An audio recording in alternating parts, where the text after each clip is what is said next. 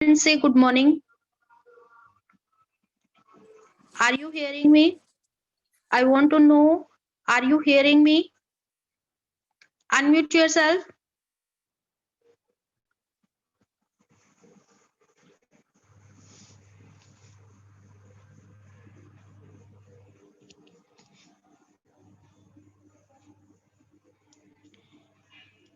Yes, let's start our chapter number 5 of part B, natural vegetation. Natural vegetation में हमने flora and fauna किया, types of हमने vegetation किया, biomes किया और उसके बाद wild life. Now come to the biosphere reserves. सबसे पहले बायोस्फीयर रिजर्व्स हैं क्या? बायोस्फीयर रिजर्व जो हैं that is a unique and representative ecosystem, unique and representative ecosystem of terrestrial and coastal areas which are internationally recognized by the framework of UNESCO's Man and Biosphere Program, जिसको MAB के नाम से भी बुलाया जाता है. मीन्स बायोस्फीयर रिजर्व क्या है कि जो यूनेस्को है वो क्या करते हैं with the collaboration of the countries government, ये एक एरिया को एक एज अ बायोस्फीयर रिजर्व जो है वो डिक्लेयर कर देते हैं. ये बायोस्फीयर रिजर्व जो है वो टेरेस्ट्रियल भी हो सकते हैं और एक्वेटिक भी हो सकते हैं, और बोथ टेरेस्ट्रियल एंड एक्वेटिक. तो इसे हम क्या कहेंगे? बायोस्फीयर रिजर्व, यानी कि बहुत ही लार्ज एरिया जहां पर हमें variety of flora and fauna देखने को मिलता है. डिफरेंट इकोसिस्टम्स जो हैं वहां एग्जिस्ट करते हैं, वेदर दीज आर टेरेस्ट्रियल और aquatic. That large area is called और recognised by the UNESCO as the biosphere reserve with the man and biosphere programme. अब ये जो बायोस्फीयर रिजर्व है वो 3 ऑब्जेक्टिव्स को अचीव करने के लिए जो है आइडेंटिफाई या कंजर्व किए जाते हैं. सबसे पहला है कंजर्वेशन. कंजर्वेशन मीन्स कि यहाँ पर जो हमारी बायोडाइवर्सिटी है उसका इम्पोर्टेंस हमने देखा कि उसकी क्या इम्पोर्टेंस है. जो बायोडाइवर्सिटी है they are complement to each other, they are depend upon each other, even they are helping to each other in their growth. So the conservation of the biodiversity is very essential to maintain the ecosystem, to maintain the environment balance. क्योंकि जैसे हमने last time भी किया था कि अगर किसी एक की पॉपुलेशन डिक्रीज होगी that would lead to the decline in the another species population. So the conservation of biodiversity is very necessary and it is go through with the help of biosphere reserve. ऐसे large area को जहां पर बहुत ही ज्यादा biodiversity देखने को मिलती है, बहुत ही ज्यादा डिफरेंट इकोसिस्टम देखने को मिलते हैं, उनको एज ए रिजर्व कैटेगरी में रखा जाता है ताकि वहां की जो हमारे फ्लोरा एंड फौना के डिफरेंट स्पीशीज हैं उनको कंजर्व किया जा सके, उनको बचाया जा सके. Second aim is the development. Development that is associated with the environment with development. कि यहाँ पर जो फर्दर डेवलपमेंट है, स्पीशीज की फर्दर डेवलपमेंट जो है वो डिपेंड करेगी एनवायरमेंट पर, और एनवायरमेंट के को कौन बैलेंस रखेगा? ये biosphere reserve. Environmental balance will be held due to the maintenance of biodiversity. अब जैसे एनवायरनमेंट जो है वो बायोडाइवर्सिटी से जो है क्या होगा? मेंटेन होगा, और जब प्रॉपर एनवायरनमेंट इन स्पीशीज को मिलेगा that would lead to the development of the different species. अब जैसे हमने इसमें किया था कि जो वाइल्ड लाइफ में डिफरेंट नेशनल पार्क्स बनाए गए, बर्ड सेंचुरीज बनाई गई, कि ऐसे जो एनिमल्स हैं जो एंडेंजर्ड कैटेगरी में आ गए हैं या एक्सटिंक्शन की कैटेगरी में आ गए हैं, उनको प्रिजर्व करने के लिए हमने उनके लिए प्रॉपर एरिया बनाया जहां पर वो अच्छे से ब्रीडिंग कर पाए, अच्छे से ग्रोथ कर पाए. ऐसे एरियाज उनको प्रोवाइड किए गए जो उनको उनका प्रॉपर नेचुरल हैबिटेट देते हों, जिससे उनको वो ही एनवायरनमेंट मिले जो उनकी ग्रोथ के लिए बहुत ही ज्यादा इम्पोर्टेंट है. तो यहाँ पर भी डेवलपमेंट स्पीशीज की एनवायरनमेंट के साथ साथ उनकी डेवलपमेंट भी जो है that can be achieved by the biosphere reserve. And the third aim is of biosphere reserve is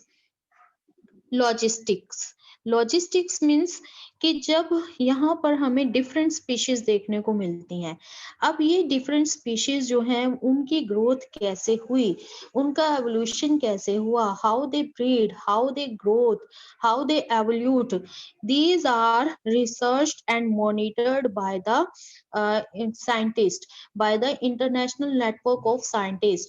और इसी बेसिस पर जो है हाई ग्रेड जो हाई ब्रीडिंग की जाती है, आर्टिफिशियल ब्रीडिंग की जाती है, वो सारी नॉलेज कहाँ से आती है? जब हम इन्हीं एनिमल्स को जो नेचुरल ब्रीडिंग करते हैं उनको मॉनिटर किया जाता है, उनकी ब्रीडिंग के पीछे उनके साइंटिफिक रीजंस को रिसर्च किया जाता है और उसी के अकॉर्डिंग जो है आगे इन की जो है आर्टिफिशियल ब्रीडिंग भी की जाती है। तो ये 3 एम मेन जो है बायोस्फीयर रिजर्व के रहते हैं। First is the conservation of biodiversity and ecosystem. Second is the development which led to association of environment with development, and third is logistics, international network for research and monitoring. अब कुछ areas जहां पर हमें great biodiversity मिलती है उनको किस list में रखा जाता है? बायोस्फीयर रिजर्व की लिस्ट में। अब आप नीचे टेबल में देख रहे हो that is a list of biosphere reserve, है ना? तो यहाँ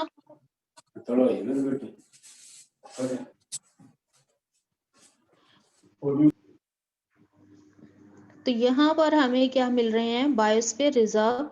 फर्स्ट जो है आपको कॉलम में आपका नेम ऑफ बायोस्फीयर है, सेकंड में जो है डेट ऑफ डेजिग्नेशन है और थर्ड है लोकेशन इन द स्टेट्स और यूटी। तो यहाँ पर आपको पता होना चाहिए कि इंडिया में कौन कौन से बायोस्फीयर रिजर्व हैं।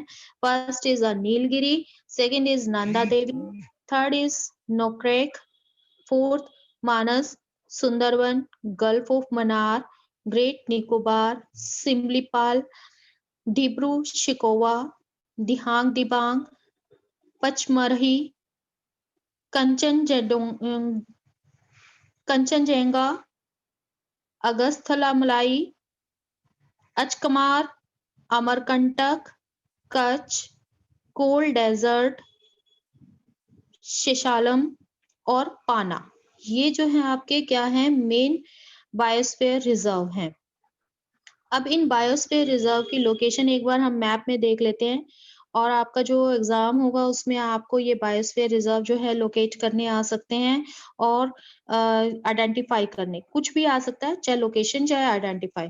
Note down the main biosphere reserve which you have to prepare for the map work. First is Nanda Devi, second is Pachmarhi, third is Nilgiri, fourth is Agasthamalai, next is fifth is Gulf of Mannar, sixth is Simplipal, seventh is Sundarban, eighth is Nokrek, 9 Manas, 10 Dihang Dibang, 11 Kanchenjunga, and 12th Dibas Shekova. These are the major biosphere reserve which you have to prepare for the exam point of view. These biosphere reserves are recognized by the UNESCO on World Network of Biosphere Reserve. Come to the first one, Nilgiri Biosphere Reserve. अब Nilgiri Biosphere Reserve क्या है? किस किस state में या किस किस district से कौन कौन सी डिस्ट्रिक्ट या स्टेट इसमें इंक्लूड हैं, कब जो है इसको एस्टैब्लिश किया गया, कितनी हमें यहाँ पर वैरायटी जो है फ्लोरा एंड फौना की मिलती है, किन स्पीशीज को ये जो है प्रोटेक्ट करता है। ऐसे ही आप इन बायोस्फीयर रिजर्व के बारे में क्वेश्चंस प्रिपेयर करेंगे। सबसे पहले Nilgiri biosphere reserve is the first of the 14 biosphere reserves of India which was established in September 1986। सितंबर 1986 में इसको एस्टैब्लिश किया गया। इसमें एरियाज इंक्लूड है वायनाड, नागरहोल, बांदीपुर, मुदुमलाई और नीलांबुर का सारा forested area, Nilgiri प्लेटू, silent valley and Sirwani Hills. These are included in the Nilgiri Biosphere Reserve. Total area of the Nilgiri Biosphere Reserve is 5,520 square kilometer. This reserve has the different habitat of different species. यहाँ की जो natural vegetation है उसमें interfere नहीं किया गया है, जिसमें हमें dry scrubs, dry and most deciduous, semi evergreen and wet evergreen forest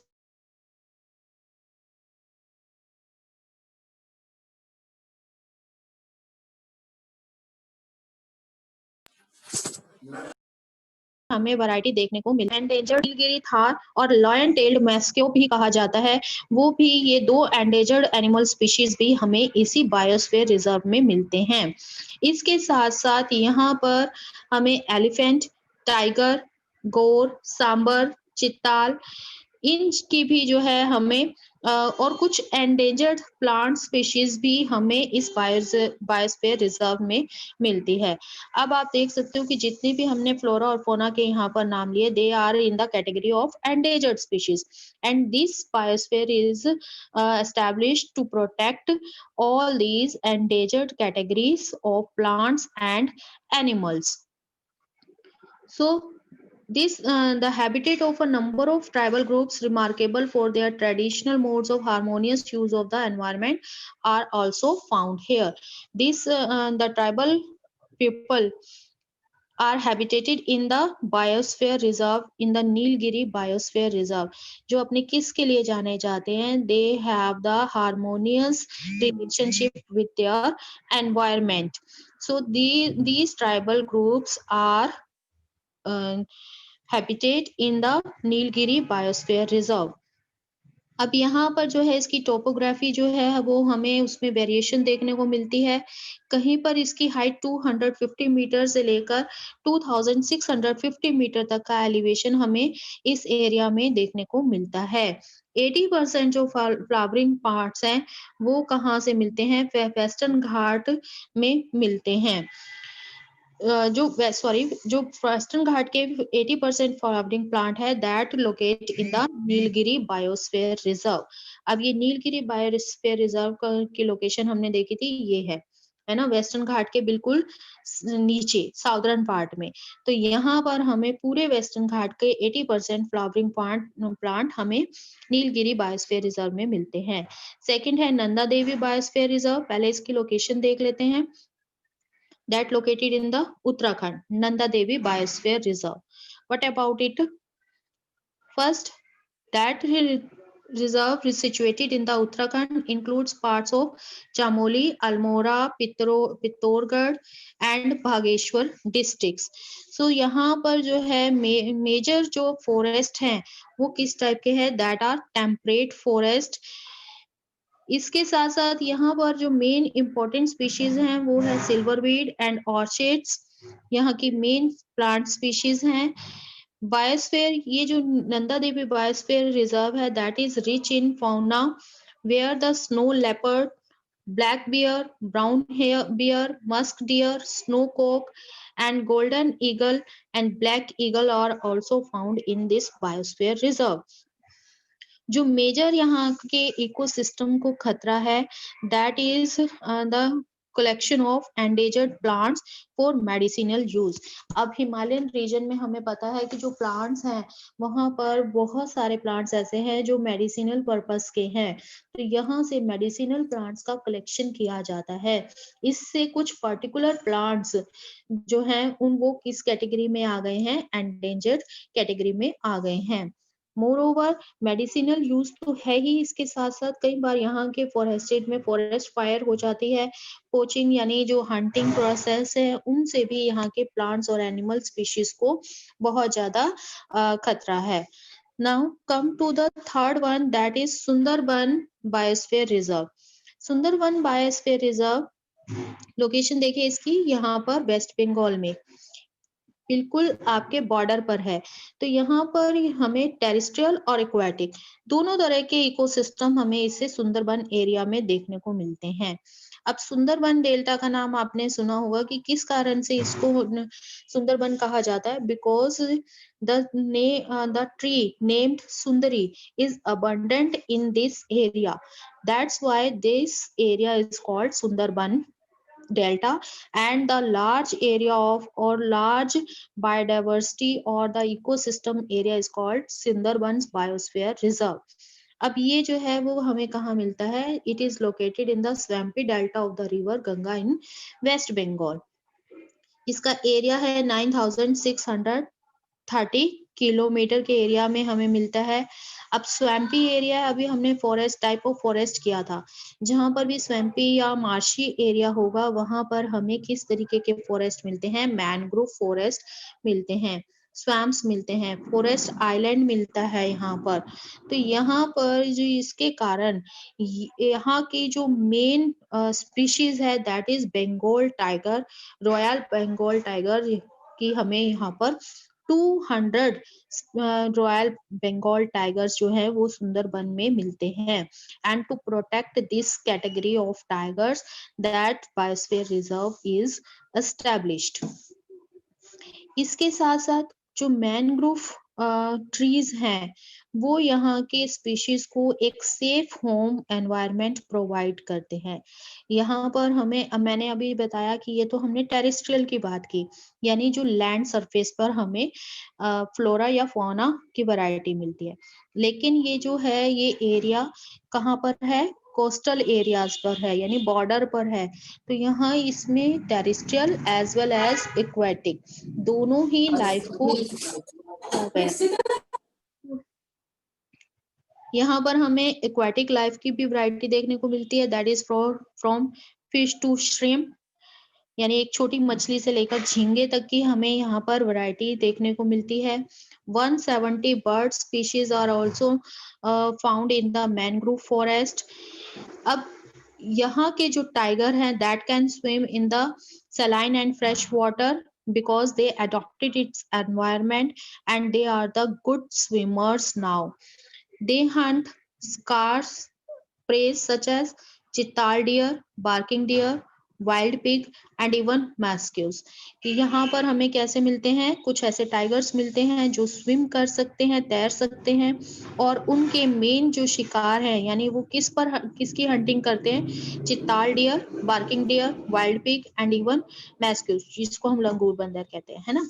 तो in the Sundarbans, the mangrove forests are characterized by Heritiera forms, a species valued for its timber. यहाँ पर हमें जो है वैल्यूएबल टिम्बर ट्रीज भी इस area में देखने को मिलते हैं। The last biosphere reserve is Gulf of Mannar Biosphere Reserve. Look at the location of Gulf of Mannar Biosphere Reserve. Here is it in the coastal part of Tamil Nadu. That is Gulf of Mannar and it covers 1,05,000 hectares of the southeast coast of India. सो ये जो है area है ये भी हमारा coastal area है। तो यहाँ पर भी हमें जो है मेनली इक्वेटिक लाइफ इस एरिया में ज्यादा देखने को मिलती है। तो इस एरिया में जो है हमें मैराइन बायोडाइवर्सिटी एक की रिच वैरायटी इस बायोस्फीयर रिजर्व में मिलती है। 21 आइलैंड जो है वो इस बायोस्फीयर रिजर्व में इंक्लूड हैं with their estuaries, beaches, forest of the near शोर environment, sea grasses, coral reefs, salt marshes and mangroves. ये सारे जो हैं वो 21 आइलैंड्स जिनमें एस्चुरीज भी इंक्लूड है, उनके बीचेस जो वहाँ के जो नियर शोर एरियाज हैं, सी ग्रासेस हैं, कोरल रीफ्स हैं, साल्ट मार्शी एरियाज हैं या मैंग्रोव ट्रीज हैं, ये सारे इंक्लूड होते हैं gulf of Mannar biosphere reserve में। अब यहाँ पर हमें 3,600 प्लांट एंड एनिमल स्पीशीज देखने को मिलती है। 3,600 plant and animal species are found in the Gulf of Mannar Biosphere Reserve. For example, sea cow, that is an endangered category. It is also found in the Gulf of Mannar Biosphere Reserve. Moreover, six mangrove species that are also in the category of endangered category are also found in Gulf of Mannar Biosphere Reserve. So here we completed the chapter number 5, which is natural vegetation. You have to find out the internal questions from this chapter and complete the back exercise in your fair notebook. Next chapter we will discuss